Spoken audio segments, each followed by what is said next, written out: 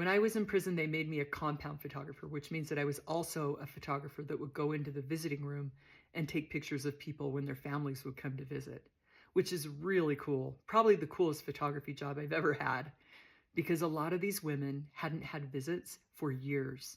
Because you can imagine if you were serving a 10-year prison sentence and your family lived, thousands of miles away. There's only 6 FCI federal prisons in this country. So most people live a long ways away from their family, and it's a big inconvenience and a huge expense. A lot of people in prison are very poor. So I remember this gal that had not had a visit for 5 years. She hadn't seen any of her family. She'd been getting ready all day, curling her hair. She was so excited and so nervous that when she came over to my background, because I was in the corner with my camera, she's like, louder. She starts to cry. I gave her a hug. I go, you are so beautiful. I'm going to take the best pictures of you and your family. Don't stress.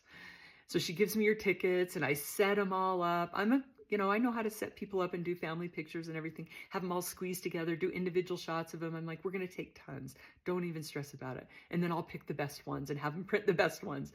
That was really rewarding for me. I remember another time that a woman came up with her grandson and she wanted to get a picture with him. She had the ticket. So I took a picture of them squeezing together and he goes, Grandma lives in a great big house. I said, yes, Grandma lives in the big house. I thought that was so cute. The thing I didn't like about being a visitation photographer was that I had to get strip searched every time I'd go back to the unit. Because obviously, if you get a visit, you have to get strip searched because you could hide contraband and take it back with you.